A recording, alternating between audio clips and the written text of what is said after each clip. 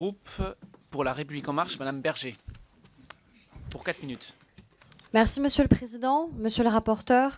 Je souhaite tout d'abord vous faire part du vif intérêt que nous avons porté à votre proposition de loi.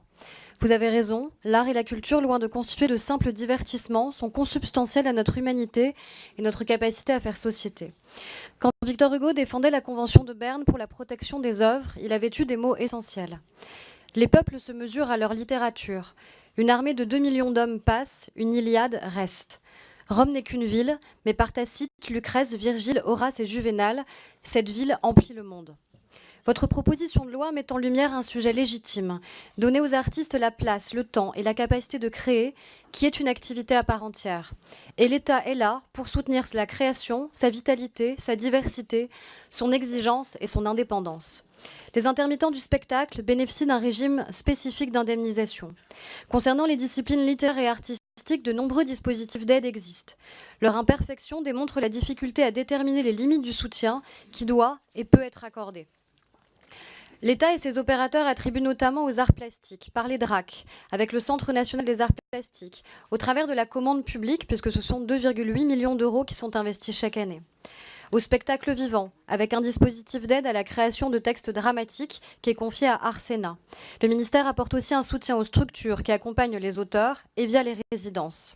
Au livre, avec le Centre national du livre qui est spécifiquement chargé de garantir la qualité et la diversité de la création littéraire. En 2017, c'est plus de 2 millions d'euros qui ont ainsi été attribués. Les organismes de gestion collective sont pour leur part tenus par la loi d'affecter 25% des sommes collectées au titre de la rémunération pour copie privée dans des dispositifs de soutien à la création. Ces organismes sont notamment la SACEM, la SACD, la SAIF, la SCAM, l'ACDEPA et la SOFIA. Les secteurs visés par la proposition de loi disposent donc d'ores et déjà d'un arsenal d'aides, certes probablement perfectible, mais existant. Il convient enfin de souligner qu'en complément de ces aides sectorielles, le plus important des soutiens est aujourd'hui le régime de sécurité sociale des artistes-auteurs qui leur offre des garanties du régime général, malgré l'absence de cotisation patronale. La direction de la sécurité sociale estime son coût à 550 millions d'euros. Malheureusement, si cette proposition de loi tente d'octroyer un statut social, elle reste difficile à mettre en œuvre pour plusieurs raisons. La création d'un droit au soutien à la création pourrait constituer un droit opposable.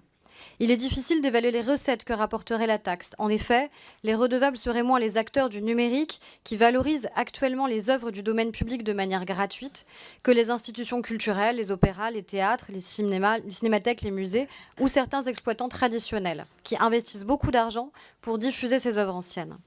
Au vu de la diversité des domaines touchés, la levée de cette nouvelle taxe risque d'être complexe, remettant en cause la soutenabilité budgétaire du dispositif. Par ailleurs, rien ne permet de s'assurer que le fonds aboutirait à une bonne allocation des ressources. À combien estimez-vous ce droit et les capacités de son financement ? Je me permets enfin de souligner que certains acteurs ne sont pas unanimes sur certaines propositions, comme la création d'un régime d'indemnisation spécifique, et ce afin d'éviter que leur activité ne devienne demain, je cite, subventionnée. C'est notamment le cas des auteurs de bandes dessinées. Pour toutes les explications, le groupe LAREM ne soutiendra pas l'adoption de cette proposition de loi dont il partage les objectifs, garantir la liberté de la création et sa diversité, tout en donnant aux artistes les moyens de leur indépendance, mais n'adhère pas aux dispositifs proposés au regard des trop nombreuses incertitudes financières présentées et des nombreux dispositifs déjà en place qu'il conviendrait d'abord d'évaluer et d'améliorer.